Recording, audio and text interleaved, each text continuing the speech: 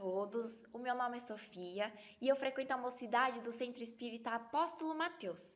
Gostaríamos de agradecer pela harmonização do ambiente e sejam bem-vindos à 53ª SEGEST, Semana do Jovem Espírita do Tatuapé. O tema central dessa SEGEST é segestar o equilibrar das forças, energias que somam e energias que drenam. As palestras acontecerão de segunda a sexta-feira, às 8 horas, e o sarau será no sábado, às 4h30, sempre aqui no YouTube do DM Tatuapé. A campanha de arrecadação deste ano será destinada às famílias do Jardim Iguatemi, que são auxiliadas pelo Grupo de Espírita Fraternidade Joana de Ângeles. E para isso, nós estamos com um projeto de vaquinha online, onde aceitamos doações em dinheiro para contribuir com as necessidades dessas famílias. A vaquinha pode ser acessada pelo QR Code que está no vídeo e também nas nossas redes sociais. Todos os dias, nós buscamos bater a meta de R$70, lembrando que toda ajuda é bem-vinda e que contribuímos também com as vibrações que fazemos durante a semana. No domingo, dia 25/7, anunciaremos o valor arrecadado e enviaremos para a instituição junto com uma carta colocando o valor do trabalho feito.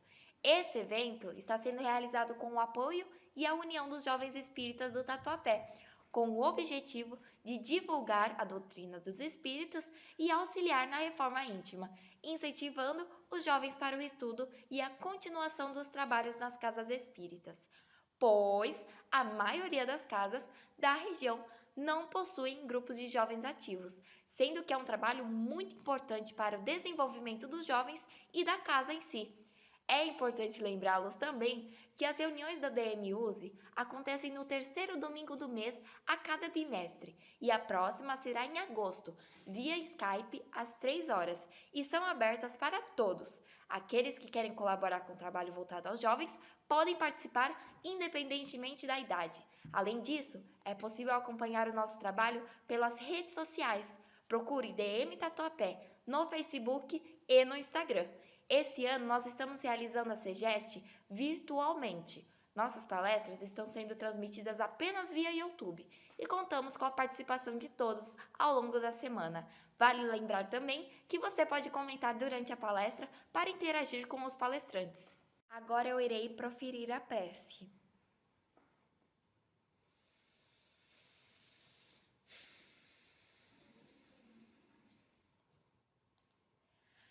Senhor Jesus, agradecemos novamente pela oportunidade de estarmos reunidos em nossa SEGEST, com um único objetivo, o melhor para todos, a disponibilidade dos jovens e a presença de todos.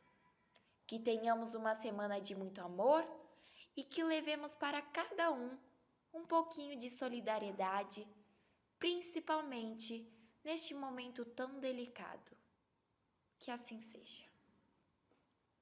Esta noite, a Bruna e o Henrique apresentarão o tema Jedi e Sith, autoconhecimento e medo. Nós desejamos uma boa palestra a todos.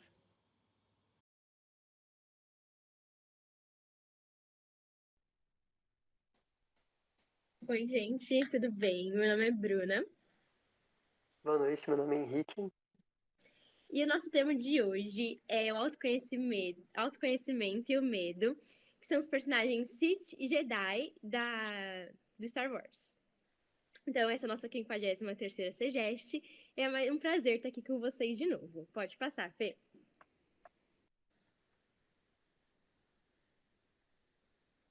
Então, a gente vai primeiro explicar pra vocês quem são Jedi, quem são os Siths, pra quem nunca assistiu Star Wars, porque eu nunca tinha assistido Star Wars antes. Então, os Jedi, eles são sensíveis à força. Então, eles, tipo, conseguem usar a força pro bem. Que esse é o objetivo deles, né? Usar a força pro bem.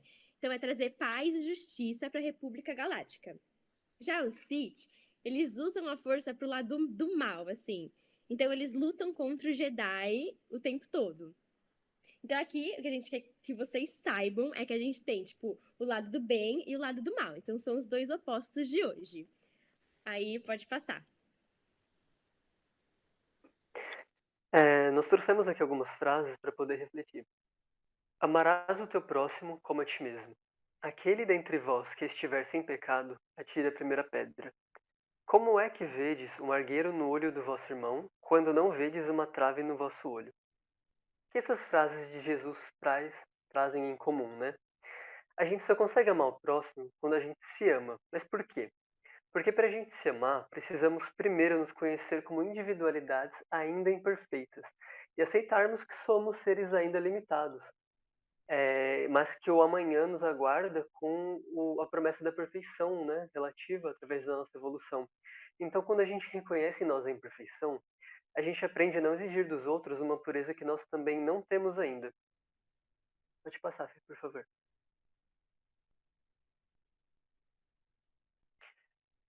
Que a gente trouxe essa frase também, que está em Lucas 17:21, para reflexão.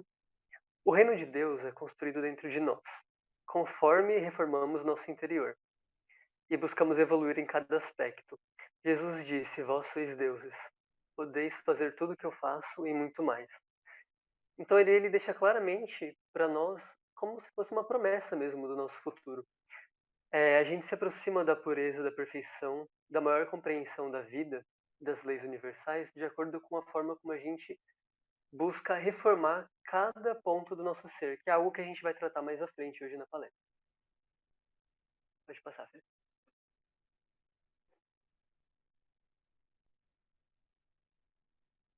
Bruno, você tá no mudo. Opa! Então, para a gente falar um pouco sobre autoconhecimento, a gente tem que falar um pouco de Joana. E quando Joana fala sobre isso, ela pontua o ego, o self, inconsciente pessoal, inconsciente coletivo, que são termos usados na psicanálise. Então, para a gente entender o que ela quis dizer quando ela falou do autoconhecimento, a gente vai destrinchar um pouco cada um desses termos. Então, vamos começar pelo inconsciente pessoal. O que é o inconsciente pessoal? É todo aquele sentimento, ideias e pensamentos que a gente tem reprimidos em nós mesmos. Então, a gente acaba desenvolvendo inconsciente pessoal durante a nossa vida, então, da nossa vida como indivíduo. Agora, o inconsciente coletivo. O inconsciente coletivo, eles são os pensamentos, sentimentos, ideias compartilhados pela sociedade. Então, a gente acaba herdando dos nossos ancestrais predisposições para agir com obstáculos e problemas no dia a dia das mesmas formas. Então, a gente acaba agindo parecido. Então, enquanto o inconsciente pessoal a gente desenvolve durante a nossa vida, o inconsciente coletivo a gente vai herdar dos nossos ancestrais. Aí, um exemplo, né, de cada, pra gente dar uma entendida um pouco melhor. Então, do inconsciente pessoal. Quando Freud sempre dizia que a gente tem uma sexualidade muito reprimida. Então, porque o sexo ainda é algo muito tabu na nossa sociedade como um todo. E o empoderamento feminino também, a comunidade LGBT fazem parte disso. Por quê? Não do sexo ser um tabu, do inconsciente pessoal. Porque antigamente, infelizmente, não há muito tempo atrás, as mulheres eram vistas como seres inferiores aos homens. E elas não tinham, não eram vistas como mesma capacidade e tudo mais. Então, elas acabavam reprimindo nelas esse empoderamento, que é o inconsciente pessoal, que são essas coisas, esses sentimentos reprimidos. E a comunidade LGBT, ela também não era muito aceita na sociedade antigamente. Então, eles acabavam reprimindo neles quem eles eram, o inconsciente pessoal. São coisas que durante a vida eles foram reprimindo. Agora, o inconsciente coletivo, aquilo que a gente herda, que é o medo de cobra, por exemplo. A gente herda dos nossos ancestrais o medo de cobra. Ninguém vai olhar para uma cobra e falar, tipo, nossa, uma cobra, que fofa. A gente normalmente vai ter medo da cobra. Então, é mais ou menos isso. Só que não é muito fácil da gente ter essas percepções, dessas predisposições se manifestarem tão fácil, tipo o medo de cobra. Às vezes é um buraco mais embaixo, a gente precisa estudar um pouco mais e entender um pouco melhor. Mas agora a gente vai falar um pouco do self. Então já foi os inconscientes, agora é o self. Então o que seria o self? O self é o si mesmo. Então é o homem como um todo. E é, tipo, o centro da nossa personalidade e é de onde emana todo o nosso potencial energético. E Jung, que é um psiquiatra suíço muito renomado, ele fala que o self é o objetivo do homem inteiro. Então, é tudo que a gente pode alcançar. Aí, beleza. O self, assim como o autoconhecimento, eles vêm de dentro para fora. E aí, quanto mais a gente tem um autoconhecimento, mais livre a gente vai estar para encontrar a nossa essência. Então, menos contaminado pela sociedade a gente vai ser. E para a gente fortificar e consolidar, fortalecer o nosso self, a gente precisa de ações conscientes. Então, por mais que o self seja algo inconsciente, tipo, pra gente conseguir fazer com que ele seja um self bom, que a gente consiga atingir o nosso melhor potencial e tal, a gente precisa de ações conscientes para que isso aconteça. E aí eu vou explicar um pouco melhor de como isso funciona na parte do ego. Então, o que seria o ego? O ego é aquilo que a percepção que a gente tem de nós mesmos.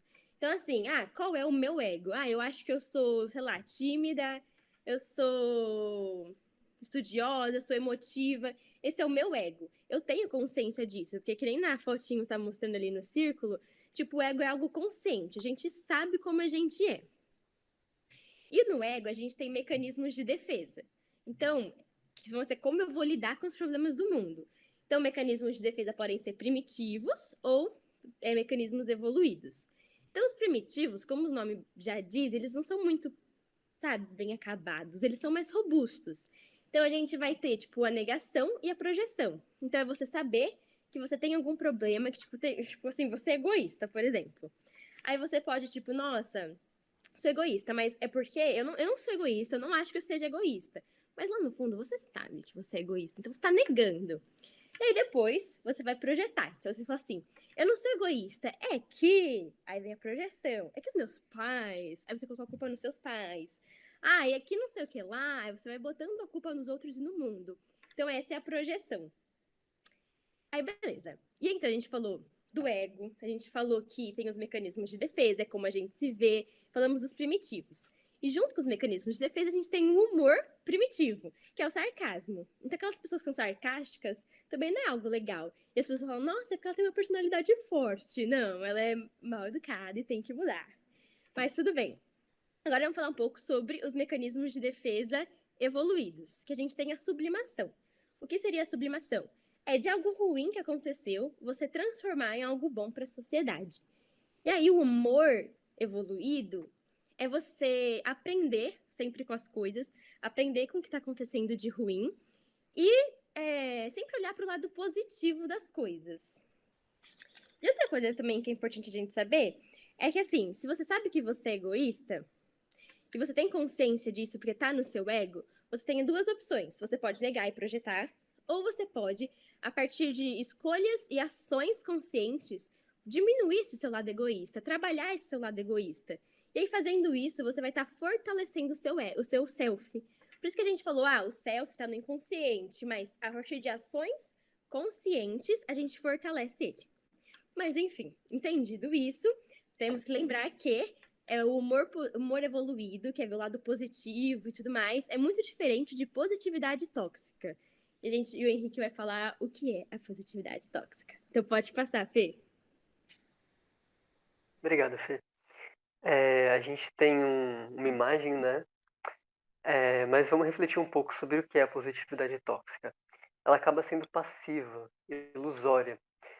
Muitas vezes cruel, porque mantém as pessoas presas em situações conflitantes e dolorosas, fazendo com que elas acreditem que devem se sentir gratas por isso. Então, entre o acreditar na bondade de Deus e falar, Pai, obrigado por tanto sofrimento, eu sei que tem um motivo, e acreditar na bondade de Deus e falar, Pai, obrigado pelo sofrimento, me ajude a encontrar um meio de vencê-lo, de aprender a lição que você quer me ensinar e de encontrar um meio para sair dele.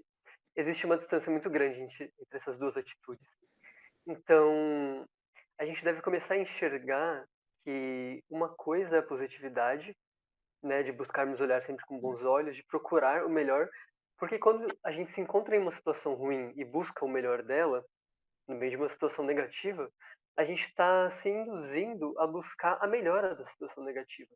Agora, quando nós olhamos para uma situação negativa e colocamos a lente, igual o personagem do quadrinho, a lente positiva, a gente não está transformando a situação, né? A gente não está pegando aquele algo negativo que estamos vivenciando e transformando em algo bom para nós. a gente está simplesmente sendo negacionista. A gente está deixando de lado a situação, deixando de aprender com ela. E como espíritas, a gente sabe que quando a gente não aprende com uma situação o suficiente, ela volta de novo de outra maneira. Pode passar, Fê, por favor.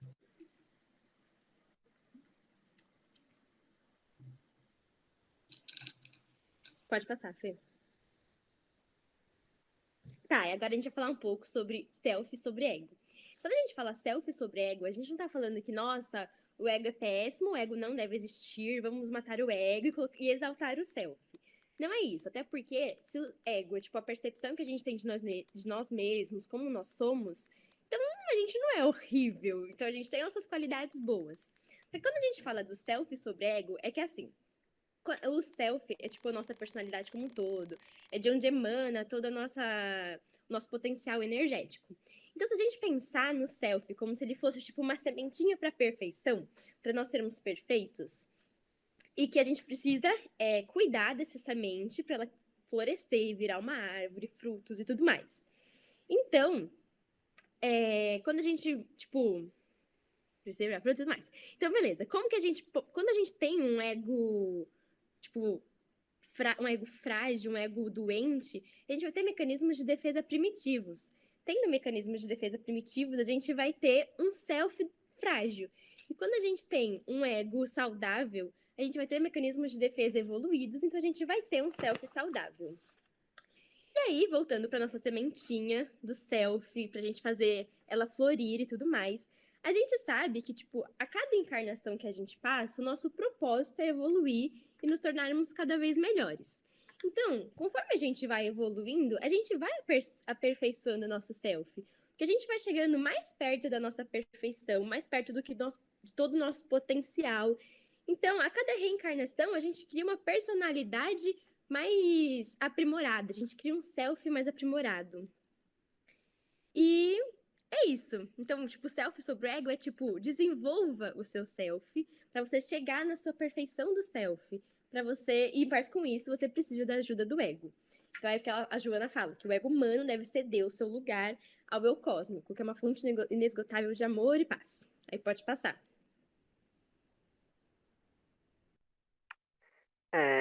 Aqui a gente trouxe um resumo, né? Claro que o autoconhecimento ele não se alcança em 4 passos, mas isso é só para a gente se situar mais ou menos. Como a Bruna falou lá no início e complementou agora sobre os personagens da noite de hoje, existe aquele lado que busca mais apenas a luz, a negação do sentimento em si, e aquele lado que acredita que tem que utilizar seu lado obscuro. Mas o que é a sombra, né, de nós mesmos, se não onde não está iluminado? É a falta da luz. Onde há luz, há sabedoria. Então, o autoconhecimento, ele joga a luz sobre nós mesmos.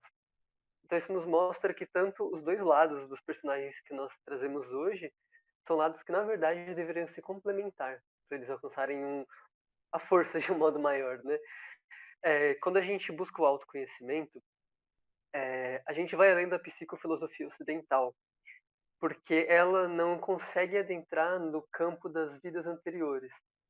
Isso é, o Espiritismo nos diz que somos hoje resultado de que nós fomos ontem. Mas não interessa saber exatamente quem nós fomos, nosso nome, nossa profissão. O que interessa é observarmos em nós as marcas, os registros do nosso eu no passado. Então, por exemplo, não importa saber por onde nós fomos, né? O que importa é olhar para nós hoje e perceber por que eu sou assim. Porque quando sabemos de onde viemos e como viemos, sabemos onde estamos e assim conseguimos um norte. Somos espíritos e somos como se fossem criações situacionais. Por que eu digo isso? Nossa forma de pensar e de enxergar o mundo está moldada pelas situações, pelas vivências que nós temos ao longo da nossa existência e também pela forma como nós observamos os outros. Isso a Bruna explicou de uma outra maneira agora há pouco também, que tem a parte dos nossos, né, da ancestralidade e do que a gente vive, da nossa sociedade. Então, o autoconhecimento, que é o primeiro passo, ele faz a gente reparar, quando a gente busca o autoconhecimento com base na doutrina também, que né, obviamente sabemos o nosso grau de evolução atual, ainda buscando, né, a regeneração, ainda muito distantes da perfeição, que é a finalidade para a qual o Pai nos criou. Então a gente percebe que temos várias zonas de conforto que nos prendem em situações de resistência. E o Espiritismo, nos trazendo a imortalidade da alma, sendo uma doutrina reencarnacionista, nos faz refletir que não é bom para o nosso ego primitivo a zona de conforto, porque não há por que modificar, né? A zona de conforto ela é assim, por que eu vou modificar tais coisas se para mim está sendo bom, se não está me fazendo mal, eu vou me manter assim. Só que o Espiritismo vem nos trazer a lei de ação e reação e a lei de sociedade. Então, o porquê que é bom a gente se modificar e sair da nossa zona de conforto? Porque se eu não me modifico hoje, se eu não busco reconhecer onde estão meus defeitos, onde eu afeto o próximo negativamente, amanhã eu vou voltar passando pelas mesmas dificuldades. Porque, como eu disse, somos seres situacionais. Hoje eu escolho a zona de conforto e essa situação que eu mesmo escolhi, amanhã vai me fazer sofrer com ela. Por isso que quando a gente alinha o que a psicologia, a filosofia ocidental e o espiritismo nos traz, a gente percebe que o caminho é a gente descobrir quais são nossas zonas de conforto. E quando a gente tem como vontade maior a modificação, aí a gente entra na zona de confronto. O que seria a zona de confronto? Seria uma área de sacrifícios na nossa vida, onde a gente começa a sacrificar o que é bom para o nosso, digamos assim, eu mundano, para o nosso lado material, para o nosso lado passageiro, em nome da nossa elevação espiritual, do nosso chamado eu superior, digamos assim. E a partir desse sacrifício, quando a gente entra em confronto com o que há de negativo em nós mesmos, é que a gente encontra a mudança. Quando Jesus fala, né, aquele que não aborrecer pai e mãe, que não aborrecer a si mesmo, não está pronto para o seguir, o que ele quer dizer com aborrecer a si mesmo? Que quando a gente encontra a verdade do Evangelho e a gente busca, de acordo com suas leis universais, se modificar para alcançar o Pai, a gente vai ter que sair da zona de conforto e entrar na zona de confronto. A gente vai ter que aborrecer as nossas vontades mundanas, o nosso ego primitivo. Então Jesus lá atrás já estava falando sobre o que a psicologia diz hoje, que é, né, o sacrifício da zona de conforto, aborrecer a nós mesmos, para aí sim alcançar a mudança. Pode passar, Fê, obrigado.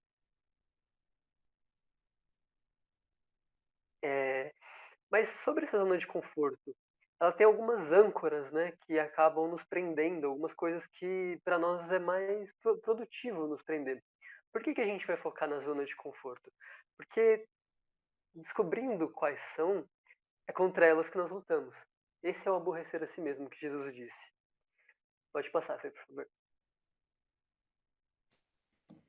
Aí, pode passar de novo, porque eu sempre coloco as fotos pra ver depois. Não sei por que eu faço isso. Mas tá. Então a gente vai falar um pouco agora sobre rixas entre gerações. Mas a gente vai falar de uma forma. Vamos lá, vamos primeiro conhecer quem são as gerações. Então a gente quer que vocês vão digitando aí no chat de qual geração vocês pertencem. Então, os baby boomers, eles nasceram após o fim da Segunda Guerra Mundial. Então, quem tem mais ou menos a minha idade vão ser seus avós. A geração X nasceu entre os anos de 65 e 79, que são os meus pais, oi pais, que estão aí. E os millennials, eles nasceram após os anos de 1980. A geração Z, que sou eu, nasceu após os anos de 1990, mas eu sou uma geração Z, tipo, mais tardia, assim, sabe? Eu tô, tipo, 2001, então, enfim. Aí, a geração Alpha, ela nasceu a partir de 2010. E a geração C, que eu não sabia, são todas as pessoas com qualquer idade que eles assumiram uma conexão digital. Então, se você está aqui na Segest hoje, assistindo a gente pelo seu computador, pelo seu celular, ou qualquer coisa, você já faz parte da geração C também. Então, você pode ser um baby boomer, mas também é geração C. Ou whatever. Então, você está já digitalizado, já está moderno. Mas tudo bem, o que a gente quer falar com isso? Que, tipo assim, tá acontecendo uma guerrinha entre a geração Z e os millennials nas redes sociais, porque a geração Z resolveu falar mal dos millennials. E aí dá tipo, nossa, falar, tipo, mas não falar mal, tipo, socialmente falando, mas tipo, o jeito que os millennials se vestem, o jeito que os millennials arrumam os cabelos, o jeito que os millennials não sei o que lá. E aí os millennials se sentiram ofendidos e resolveram retrucar. Eles não aceitaram o que foi falado e resolveram retrucar a geração Z. Então eles ficaram tipo, nossa, mas porque a geração Z começaram a zoar também a geração Z. Aí a gente ficaram nessa rixa entre Millennials e geração Z. Mas, obviamente, que tudo isso foi feito muito num campo de extrovertida, tipo, de ser extrovertido, ser tudo brincadeira e, tipo, não falar sobre coisas sérias. Falar, tipo, sobre pra qual lado você deixa o seu cabelo ou qual tipo de roupa você usa. Só que a gente quis trazer esse exemplo porque os millennials se sentiram ofendidos. Então, eles não levaram as críticas da geração Z e, tipo, falaram, nossa, será que eu devo mudar o jeito que eu mudo meu cabelo? Eles ficaram ofendidos e, tipo, só começaram a atacar. Então, a gente queria trazer essa reflexão para um macro modelo. Então, por isso que a gente trouxe os baby boomers, enfim.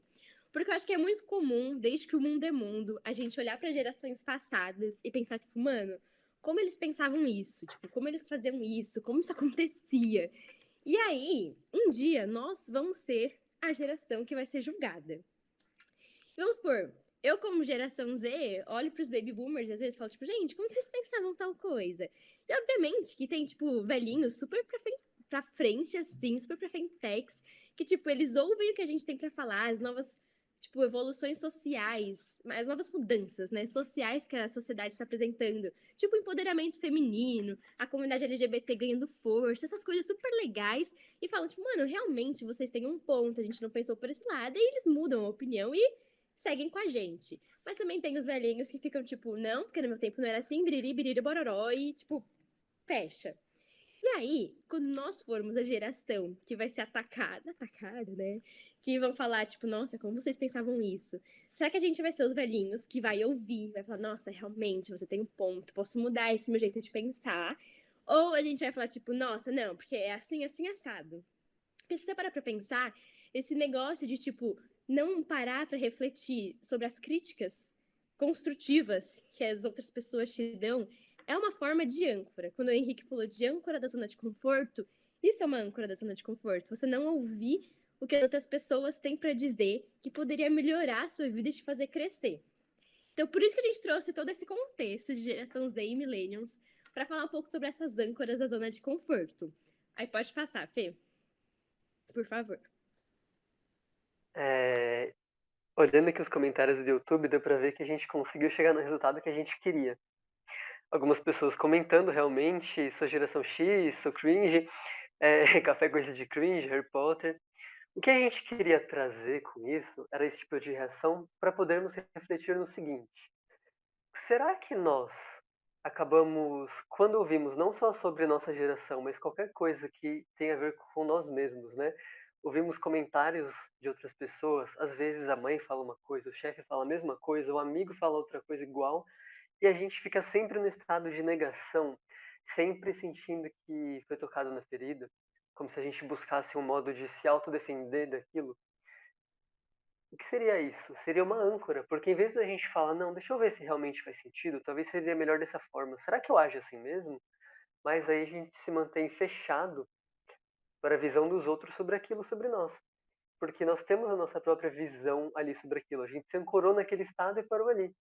Então agora a gente queria também pedir para vocês interagirem, quem se sentir à vontade, para dizer qual a sua âncora.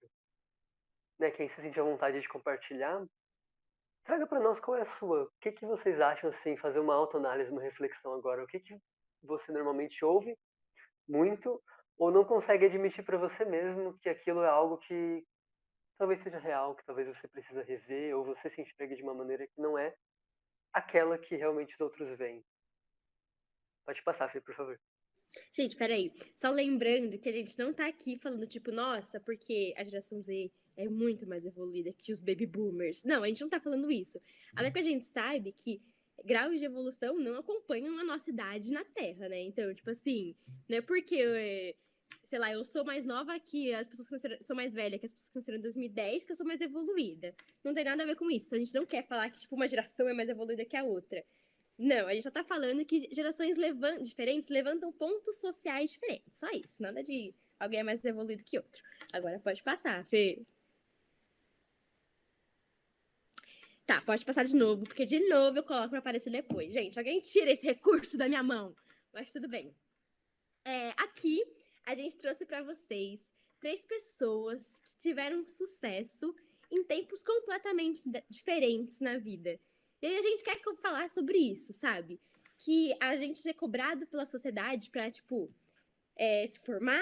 se formar na faculdade, casar, ter um emprego estável, ter filhos, biriri, bororó. E se você não seguir isso, você não teve sucesso. Então aqui a gente vai contar a história pra vocês de 3 pessoas que tiveram sucesso financeiro, sucesso do trabalho, em etapas completamente diferentes da vida. Então, primeiro, a gente tem a J.K. Rowling, que ela é escritora de uma da minha saga preferida, que é Harry Potter. Então eu vi que o Lucas colocou que ele tinha Harry Potter, eu também. Harry Potter é tudo. E o que aconteceu com ela? Ela se separou, ela foi morar, ela e a filha. E aí elas estavam passando por bastante dificuldades financeiras enquanto ela escrevia Harry Potter. E aí ela pediu, tipo, ela tava com a assistência social do governo do Reino Unido, que é tipo como se fosse o nosso Bolsa Família. Aí depois que ela acabou de escrever Harry Potter, ela levou para as editoras, né, para ser publicada. Só que nisso, nenhuma editora confiou que Harry Potter ia ser um bom livro. Falaram para ela que não ia ser um sucesso. Ela passou mais de um ano indo atrás de editora para conseguir publicar Harry Potter. E aí, Harry Potter foi publicado. E é uma das sagas, tipo, mais famosas, assim, da nossa atualidade. Eu acho que todo mundo conhece Harry Potter. Tem até um parque na Disney do Harry Potter. Então, tipo assim, ela ficou milionária. E acho que eu vi uma vez que ela doou metade do dinheiro dela e ela ainda é milionária. Mas tudo bem. Então, um exemplo. E isso tudo, ela, tipo, quando ela conseguiu alguém pra financiar lá Harry Potter e publicar, ela já tinha 33 anos. Beleza.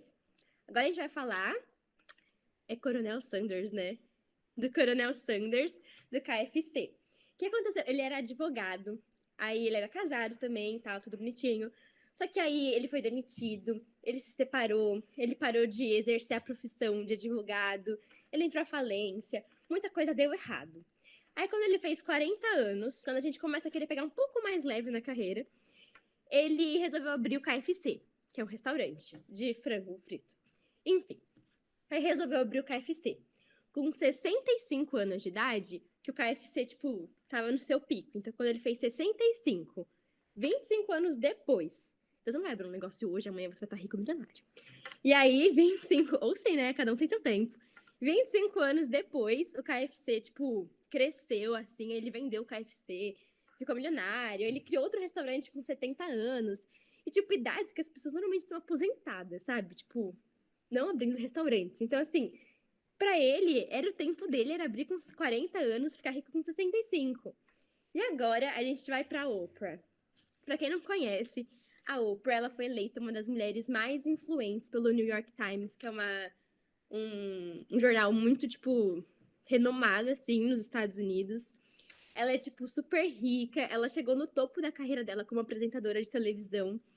E não foi fácil também a trilha dela. Ela sofreu na infância muitos abusos. Quando ela se formou como jornalista e começou a trabalhar, ela foi demitida e o chefe dela falou que ela não tinha jeito pra ser jornalista, que a TV não era o lugar dela. E hoje ela é, tipo, a maior apresentadora dos Estados Unidos, sabe? E aí, um negócio que a gente queria falar é que, assim, eu vi um vídeo uma vez no TikTok, um aplicativo lá de vídeos, e aí a mulher falava assim, que, tipo, não demitiram a Oprah, que a gente conhece, aos 23 anos. Demitiram uma mulher que precisava passar por mais coisas, por mais problemas, mais momentos que iam fazer com que ela crescesse, pra ela se tornar a Oprah que a gente conhece. Quem sabe, tipo, se o Coronel Sanders não tivesse passado por tudo aquilo, se ele teria conseguido construir, tipo, o império que ele criou, que é o KFC, sabe? Então a gente precisa, tipo, passar por momentos conturbados pra gente conseguir, tipo, crescer, florescer e tudo mais. E cada um vai ter momentos diferentes pra isso, sabe? E também lembrar que aqui a gente falou de um tipo de sucesso só, que é o sucesso profissional. Só que tem vários outros tipos de sucesso. Tem o sucesso amoroso, o sucesso mental, quando você consegue se estabilizar com você mesmo. Enfim, vários tipos de sucesso que vão chegar em momentos completamente diferentes. Pode passar, Fê. E aí vem o questionamento, né? E quando a gente não entende isso? Quando a gente não entende isso, muitas vezes acaba vindo a depressão e a ansiedade que a gente vai tratar lá mais pra frente. Mas quando a gente fala que cada um se encontra em determinado ponto da jornada, o que a gente quer dizer é que, de acordo com as vivências e aprendizados adquiridos, a gente decide se passa ou não para uma próxima fase. Então, os espíritos que se encontram aqui na Terra, eles podem até estar no mesmo ano letivo da Escola Universal, mas cada um está tendo a sua própria aula particular. Alguns já estão terminando esse ano letivo, outros estão no início. E é com base no que a gente aprende e recolhe de melhor de cada vivência que dizemos se estamos aptos para as próximas lições que ainda nos faltam. Afinal, se um professor não reprova o aluno que demonstrou que aprendeu a lição, Deus nosso Pai, que é muito mais perfeito, também não iria fazer com que o espírito ficasse repetindo a esmo as mesmas situações dificultosas das quais ele já conseguiu aurir ali um conhecimento suficiente para poder colocá-lo em prática a seu favor e a favor do próximo. Então, quando a gente questiona por que fulano aprende mais rápido do que eu, por que fulano se levanta mais rápido de uma pancada do que eu, não é que ele chegou ali configurado por Deus como um espírito que levanta mais rápido e que aprende mais rápido. Não. Ele simplesmente passou antes por situações que, como eu disse, somos seres situacionais, passou por situações, por momentos que tornaram ele apto a chegar no hoje e responder de maneira mais rápida e ter uma consciência mais elevada sobre determinado assunto para reagir de tal maneira em determinada situação. Então não é que ele está mais evoluído do que nós, e sim que naquele ponto ele, ele já angariou para ele uma bagagem de conhecimento suficiente para agir de outra maneira. Então isso fica claro à luz do Espiritismo que tudo é um processo de aprendizado e que não tem primeiro e último colocado, não é uma corrida. Afinal, todos nós vamos traçar o mesmo caminho, cada um a seu tempo. E indo um pouco além, quando a gente passa por dificuldades não menos e não mais difíceis, né? Isso mostra que para a gente ter êxito em alguma coisa, a gente necessita ter chegado lá com situações que nos agregam de determinada maneira.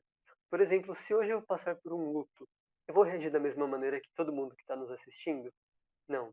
Cada um vai reagir de uma forma. Alguns já passaram, alguns ainda não.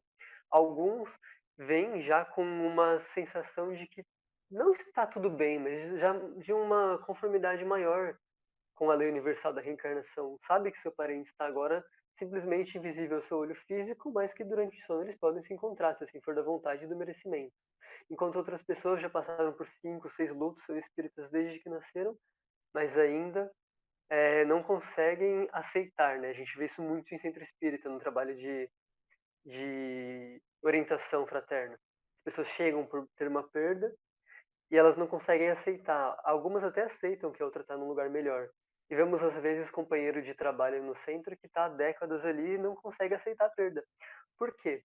Porque quando a gente lança um olhar, né, da eternidade para nossa alma, a gente entende que talvez esse irmão já chegou agora na doutrina sem conhecer muito, porém a sua alma já angariou o conhecimento necessário. Então, assim fica claro para nós que nós devemos viver cada situação fugindo daquela positividade tóxica e olhando para ela com a seguinte indagação: o que eu posso aprender com isso? O que eu posso aprender com o meu hoje? Porque se hoje eu me comparo com alguém que teve um resultado melhor e fico triste, significa que a pessoa melhor do que eu? Não. Significa que ela aproveitou melhor experiências anteriores para chegar hoje mais capacitada. Então, quais experiências do meu eu podem me ensinar para quando for a minha vez eu ter um resultado semelhante ou melhor? Então, como cada um tem um ponto mais desenvolvido do que o outro e nós vivemos em sociedade, é interessante olharmos para as pessoas ao redor e vermos no que elas já são boas e nós ainda não. E termos como exemplo, porque como foi dito antes, explicando do ego e do self, muito dos nossos costumes, até dos nossos medos, vem, né, da ancestralidade e da sociedade. Então que nós possamos utilizar esse mecanismo também para ter situações proveitosas, né, para ter mais conhecimento, para não ter que necessariamente passar por uma situação difícil para aprender com ela, e sim observar, olha, aquela pessoa fez de tal forma, eu sei que comigo é diferente, mas eu já sei que o caminho não é por aqui, sim mais por ali. Deixa eu dar uma refletida. Pode passar, Fê, por favor. Gente, agora a gente vai entrar na minha parte preferida do estudo de hoje. O Henrique falou, né, muito bem, tipo, o que acontece quando a gente não entende que cada um tem seu tempo. E muitas vezes a gente acaba desenvolvendo depressão, ansiedade e alguns outros transtornos psiquiátricos. Então, agora eu vou apresentar para vocês a depressão e a ansiedade. Então, vamos lá. Para quem não conhece, é uma tirinha bem educativa. Então, a menininha começa falando: eu tenho transtorno de depressão e ansiedade. Então, eu quero que vocês saibam, guardem, que a depressão é a verde e a ansiedade é a cinza. E mesmo com a medicação, ainda há aqueles dias em que eu preciso me esforçar para sair da cama. Pode passar, Fê. E eu não consigo ter energia ou motivação para fazer qualquer coisa. Então a depressão tá lá, tipo, elas estão esmagando a menininha. E minha mãe vai dizer coisas do tipo: mas você estava tão feliz e cheia de energia ontem, você fez tanta coisa. Eu me encolho toda só de pensar nela dizendo isso. Pode passar. Então, eu disse isso pra ela: a depressão e a ansiedade são jogadoras de um time que joga contra mim. E o único objetivo delas é me colocar pra baixo. Aí elas são tipo: esmaga, puxa, chuta. Pode passar. E elas me deixam paranoica, então a ansiedade tá falando: eu vou falar isso rapidinho, não é nada não, mas tenho quase certeza que seus amigos falam mal de você pelas costas, com aquele negócio de tipo, o cérebro não para e fica pensando em coisas que às vezes nem... E aí, a depressão, e me fazem me sentir inútil, então agora é a vez da depressão. Ela fala: mas tudo bem, eles devem estar se divertindo muito mais só em você. Pode passar. Elas roubam toda a minha motivação e energia. Então a ansiedade roubou toda a energia. E ela tá falando lá, tipo: cara, eu tô surtando. Se ela contar pra alguém sobre isso. E a depressão roubou a motivação. Fica fria, eu também peguei a motivação dela. Aí pode passar. Mas às vezes, elas resolvem sair de férias. Estamos levando coisa suficiente? Você sabe como chegar lá? Falou a ansiedade. E nunca sei quanto tempo de férias vão durar. Mas eu faço as coisas, pode passar, acontecerem. Então, enquanto a depressão e a ansiedade estão fora, ela conquista as coisas. E aí, pode passar. Porque eu nunca sei quando elas vão voltar. Pode ser em algumas horas ou em alguns dias. Eu nunca sei. E aí, a ansiedade e a depressão estão voltando agora. Essas tirinhas a gente tirou do CVV. Pode passar, Fê. Que é o Centro de Valorização à Vida. O CVV, ele é muito, muito importante. Todas as pessoas que precisarem algum dia desabafar com alguém sobre seus problemas e, tipo, tiver numa situação muito complicada, entre em contato com o CVV. Se você quiser falar com eles pelo telefone, é só ligar 188. Se você quiser pela internet, você acessa o site deles, clicar nessa partezinha do chat, e você consegue conversar com eles online. Você pode querer, tipo, conversar por e-mail, você manda também pra eles lá, coloca seu e-mail, eles vão te responder. Ou você também pode mandar uma carta, então você coloca lá o seu endereço, eles vão te falar qual é a unidade mais próxima, ou ir nessa unidade mais próxima e conversar, tipo, pessoalmente com eles. Então, o CVV é muito importante. Ele é, tipo, é uma vitória a gente ter, acho que, o CVV. E a gente trouxe isso pra falar que a depressão e a ansiedade são doenças e são coisas sérias, que devem ser levadas com seriedade. Então, depressão e ansiedade não é falta de ter o que fazer, não é frescura, não é falta de lavar louça, são doenças. Então, a gente precisa tratar como a gente trata qualquer outra doença física. Pode passar, Fê. Agora é o momento out da palestra, né?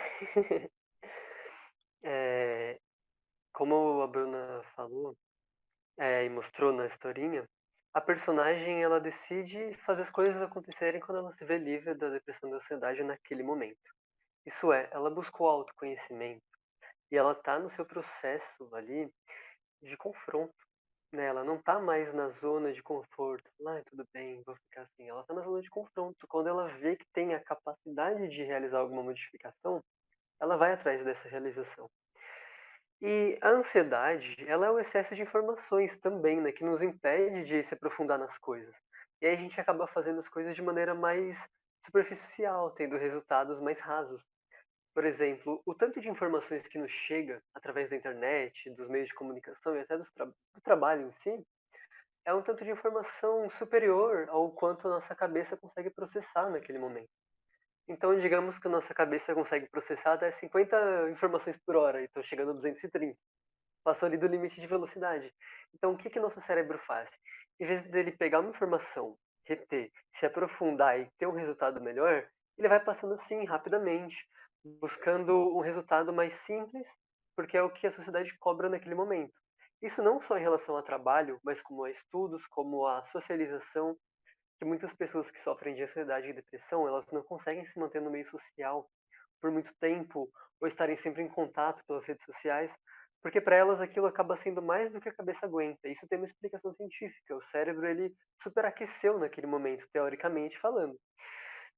Então, dessa forma, a energia psíquica ela se esvai.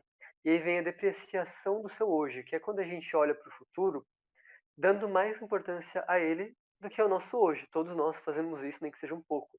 Mas quando isso fica exacerbado, a gente é 95% futuro e 5% hoje, e esses 95% não é tipo, amanhã vai chegar e eu vou fazer uma palestra.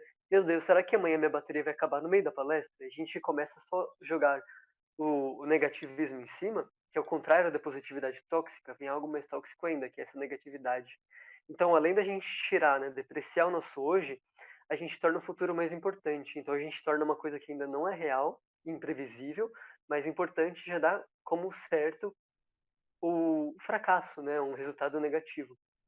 E a depressão, tanto a depressão quanto a ansiedade, né, porque a ansiedade e a depressão elas se interligam desse modo, mas todas as doenças físicas, né, a doutrina espírita ensina que elas têm início lá na nossa alma, nos nossos corpos sutis, que é um processo de adoecimento da alma que futuramente se reflete no corpo. Não adentrando muito nessa questão agora para não fugir do tema, todas as doenças nos trazem reflexões, né? Todas as doenças são, na verdade, físicas, né? Na verdade, no início, são doenças em nossa alma, em nossas emoções, em nossos sentimentos, nossa maneira de observar o mundo. Então, quando a gente para refletir sobre tal doença, por que será que eu acarretei isso? O que será que está me trazendo? A gente tem que ir em busca de toda uma reflexão maior. Mas a depressão e a ansiedade faz a gente buscar o quê? O profissional de saúde mental. E automaticamente esse profissional de saúde mental vai guiar a gente para o caminho do autoconhecimento e da autodescoberta, que vai nos dizer assim, olha, transformação e reforma íntima. Esse é o caminho para você superar. Ressignificação, transformação. Então, todas as doenças, elas são, assim como quem eu sou hoje é um reflexo de quem eu fui ontem, as minhas doenças de hoje são reflexos de quem eu venho sendo. Mas a depressão e a ansiedade é como se fossem algo ainda mais na cara, assim. Por isso acaba sendo a doença do século também, porque estamos entrando na regeneração. E como a sociedade como um todo, no geral, ainda não tem um conhecimento aprofundado das leis universais, elas não conseguem pegar, às vezes, um câncer ou alguma outra doença e falar, nossa, deixa eu ver o que isso está me ensinando. Então, depressão e ansiedade obriga a pessoa a cuidar do seu sentimental, porque apesar dela ter, sim, muitos efeitos no campo físico, como a gastrite, a anemia e muitas outras coisas causadas por elas, são doenças que você não sente inicialmente, necessariamente fisicamente, mas sim emocionalmente. Então aí vem o convite mais direto dessas doenças, olhe para a sua alma. Porque o que é a tradução de psique, né? De psico é a alma, o estudo da alma. E André Luiz fala que a sede da alma está na mente, né? No livro dos Espíritos, Kardec pergunta se fica em alguma parte, em outra do nosso corpo, em algum campo vital que seriam chakras, é a alma. E os espíritos respondem que seria ou no cardíaco, que é o coração, que é o sentimental, teoricamente, mas a ciência já comprova que o sentimental ele é um processo, né, biológico mental, ou na própria mente. Então, hoje, com o avanço da ciência, a gente entende que a psicologia ela está se aproximando cada vez mais do que o espiritismo diz. Vide Joana de Ângeles. Então fica aí todo um convite para nós refletirmos, né? Todas as doenças trazem um porquê, mas a ansiedade e a depressão vieram como, né, como a doença do século, como um sinal de que a mudança da regeneração realmente está acontecendo, porque as pessoas estão sendo obrigadas a olhar para o seu lado emocional, para o seu lado sentimental, que há milênios vem sendo renegado. Pode passar, Fê, por favor. Agora a gente vai falar um pouco de autoestima também, ainda ligado com essa parte da depressão, porque a gente, enfim, vocês vão entender por quê. Tá. Então, o que seria autoestima? A autoestima é definida como a aceitação que o indivíduo tem de si mesmo. Aí pode passar, Fê. Só que aí, às vezes, essa aceitação, a gente tem uma noção uma visão distorcida de quem nós somos. Então, às vezes, a gente olha para outras pessoas como, tipo, só vê qualidades nos outros, tipo, nossa, essa pessoa é tão legal, essa pessoa é tão bonita, ela é tão assim, né, tão biriri bororó. Então a gente vê muitas qualidades, isso não tá errado, sempre bom ver qualidades nos outros. Só que quando a gente olha pra nós mesmos, a gente não consegue achar uma qualidade. A gente não se acha suficiente, a gente não se acha capaz. Então a gente tem uma baixa autoestima, é uma visão distorcida.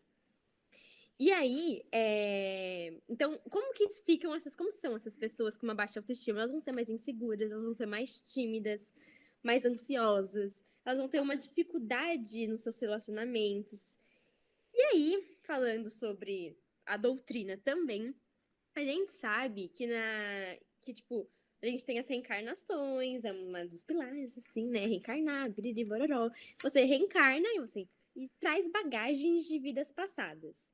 Então, pessoas que passaram por momentos traumatizantes ou muito difíceis de lidar, elas vão trazer uma bagagem mais complexa. E aí isso vai demandar dos pais desses jovens e adolescentes, tipo, uma cota maior de paciência, de conhecimento, de compreensão para ajudar esses jovens. Só que muitas vezes os pais acabam não percebendo isso a tempo, ou às vezes não têm essa paciência, esse conhecimento e compreensão para ajudar esses jovens.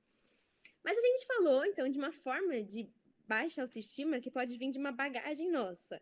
A gente sabe que isso pode acontecer, mas nem sempre tudo que acontece vem de uma bagagem anterior. Às vezes é da vida presente, dessa encarnação de agora. Então, como as meninas de segunda falaram muito bem sobre relacionamentos tóxicos, amizades tóxicas e tudo mais, a gente também tem que ter noção de que esses relacionamentos tóxicos, eles têm como preliminar te diminuir. Então, fazer com que você se sinta inferior e menor. Ai, minha gata tá mexendo aqui. Fazer com que você se sinta inferior e menor. E aí você acaba desenvolvendo uma baixa autoestima.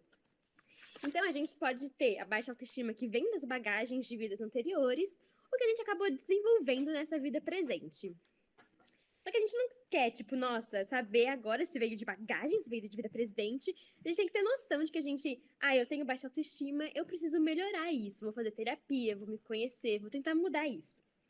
E pra gente não falar, tipo, é só. Vamos falar essa parte, gente, porque a gente tá meio no horário e não é tão assim. Enfim, outra. Pode passar, Fê.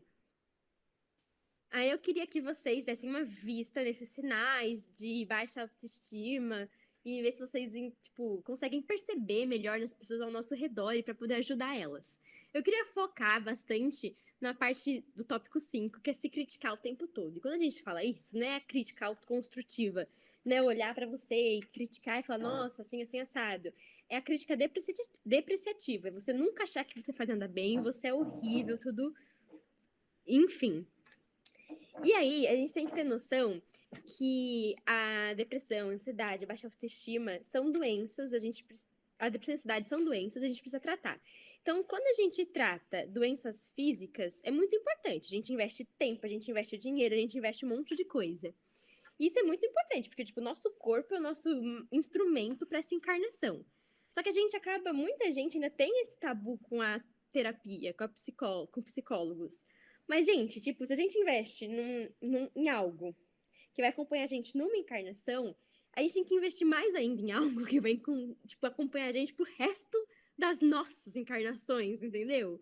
O Henrique até falou uma hora que, tipo, investir no seu autoconhecimento agora, você vai poupar várias outras encarnações aí pra fazer esse trabalho. Então, eu acho que é sobre isso, sabe? Aí pode passar. A espiritualidade está fazendo uma promoção agora na transição planetária, né? Se você cuidar do seu mental nessa encarnação, você pode poupar até 3 encarnações de débito no futuro. Benefícios. Agora a gente vai falar pra vocês um pouquinho de como você ter uma boa autoestima. E a gente já tá finalizando, a gente jura. Então, a gente começa com o autoconhecimento, né? Que é de grande importância, tipo, o tópico central de hoje, né? Então, acho que a gente fez o nosso ponto no autoconhecimento. E quando ele for feito de uma maneira serena e honesta, ele leva a gente a alguns pontos pra gente melhorar. Aí, a gente vai falar um pouco agora da fé. A dúvida, né? Vamos o contrário da fé. A dúvida, ela acaba abrindo algumas brechas psíquicas em nós, né? Na incerteza. E quando a gente duvida, a gente toma atitudes com base no quê? Não no real, no que é verdadeiro sobre nós. A gente acaba tomando decisões com base em informações que a nossa mente acaba, né, ali, como eu posso dizer, vendo de uma maneira errônea, de uma maneira mais negativa. Quando a gente olha para o Evangelho de Jesus Cristo, a gente vê que ele ensina que Deus garante para nós no futuro a felicidade, a plenitude e um dia seremos um com o Pai igual a ele. Então, aí que vem a fé de entender que não, hoje eu sou imperfeito, mas eu estou aqui única e exclusivamente para buscar minha evolução. Então, de acordo com as atitudes que eu vou tomar hoje, meu amanhã vai ser melhor do que o meu hoje. Olhar para o amanhã com dúvida, com incerteza, como se ele fosse ser pior, é contrário ao que ensina o Espiritismo, é contrário à lei de evolução. E daí a gente tem que manter a fé na doutrina espírita, porque ela nos traz essa certeza e essa consolação. Aí agora a gente vai falar sobre a autoaceitação. Então, é muito importante que a gente se aceite como a gente é, que a gente não queira ser outra pessoa, que a gente valorize mais os pontos positivos dos outros do que os nossos. É muito importante a gente ter essa consciência. Até porque se aceitar é muito uma liberdade do ser, sabe? Do pensar, do agir. Tudo isso, obviamente, numa consciência elevada, né? Não é tipo, aceite-se como você é porque, eu quero matar uma pessoa, vou aceitar porque eu sou assim. Não. Elevadamente pensando. E é isso. Pode ir você. Agora sobre o pensamento, tem uma frase do espírito Irmã Sheila que diz: aprende a selecionar os pensamentos que te visitam, como quem separa as sementes sadias para cultivar o solo da alma. Eu acho que darei uma outra palestra, apenas essa frase. Mas eu acho que ela diz tudo quando a gente, né, vê os pensamentos que estão vindo para nós. Claro, a gente tem muita dificuldade, a gente fixa muitos pensamentos negativos. E aí alguém que está assistindo pode falar, poxa, mas eu não consigo controlar meus pensamentos. Tudo bem, hoje a gente ainda não consegue controlá-los. Mas o que você está fazendo hoje para talvez daqui um mês, 2 meses, você ter 1% de controle a mais? Então fica essa reflexão. O que eu alimento nos meus pensamentos? Hoje, talvez um pensamento positivo, um pensamento mais real, com um idealismo para o futuro melhor, talvez seja impossível para mim. Mas eu posso começar a selecionar, né, como a irmã Sheila fala, sementes mais sadias, começar a plantá-los para no futuro a gente poder colher pensamentos melhores e através dele ter atitudes melhores e mais positivas também. A mudança ela é gradativa, é aos poucos. Se só fosse necessária uma única encarnação, a gente resolveria tudo aqui, né, se fosse rápido. Não teria o porquê reencarnar. Mas está aí a misericórdia de Deus. Porque a melhora, ela leva tempo. E tudo começa pelo pensamento e pelo sentimento. Então fica esse convite para a gente começar aos pouquinhos a nossa modificação mental. E agora o alto amor.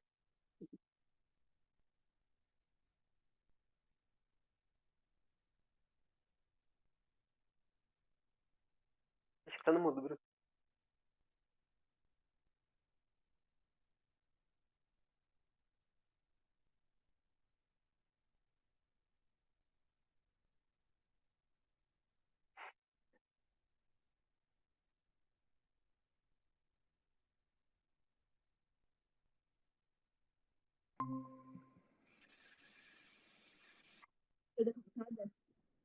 Agora dá pra ver. Tá, finalmente, gente, meu Deus, não sei o que aconteceu aqui. Mas então, falando do alto amor, não importa a nossa posição social, tipo, os nossos bens, conhecimentos e tudo mais, se a gente não se ama, nada disso vai importar.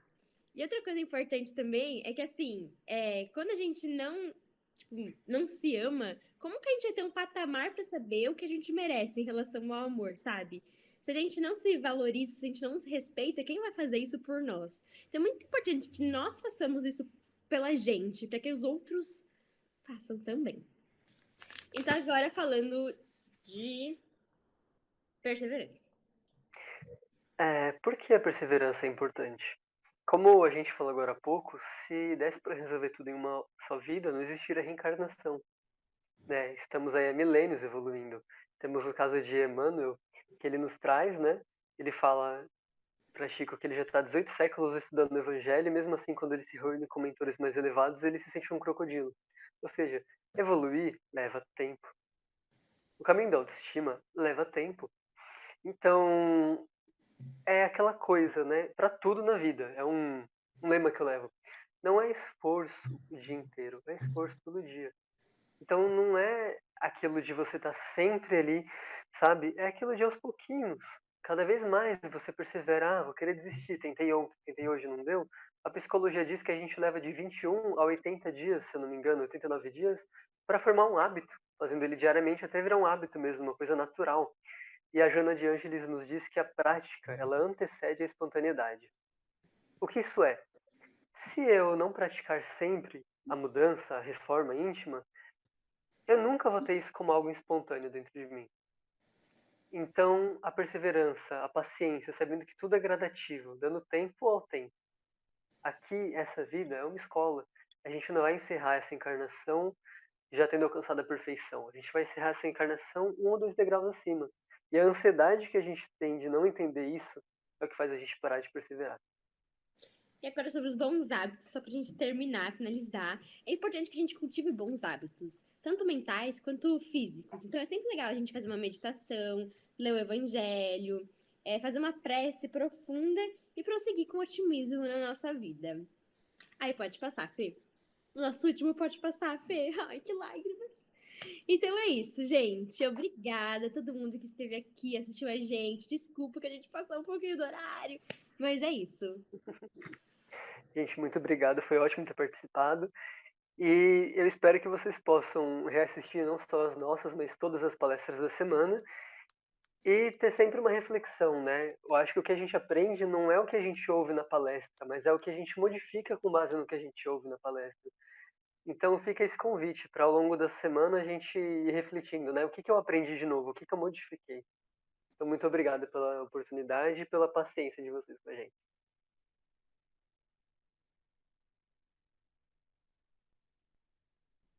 Bom, pessoal, eu gostaria de agradecer aos palestrantes Bruna e Henrique. E hoje nós arrecadamos R$ 100.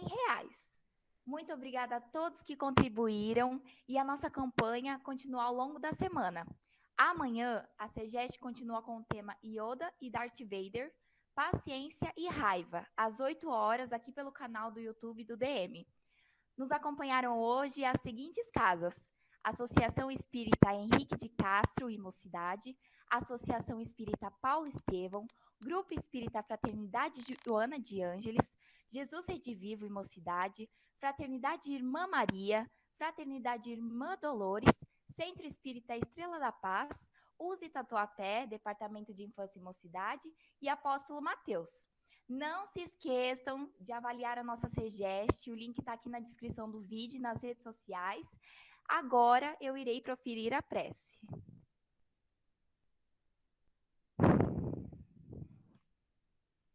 Vamos mentalizar a figura do nosso Mestre Jesus e agradecer aos bons espíritos que nos acompanham a cada minuto. Agradecermos também a oportunidade de estarmos novamente aqui hoje com este projeto tão esperado. Agradecemos também a disponibilidade dos jovens em estarem nos proporcionando cada vez mais ensinamentos. Que nossa semana seja repleta de amor e que todos sejam guiados no caminho da luz. Que assim seja. Bom, pessoal, eu gostaria de agradecer novamente a todos que assistiram a nossa live, nossa palestra, pela presença. E uma boa noite a todos. Nos vemos amanhã e a nossa semana continua aqui com temas imperdíveis. Um beijo.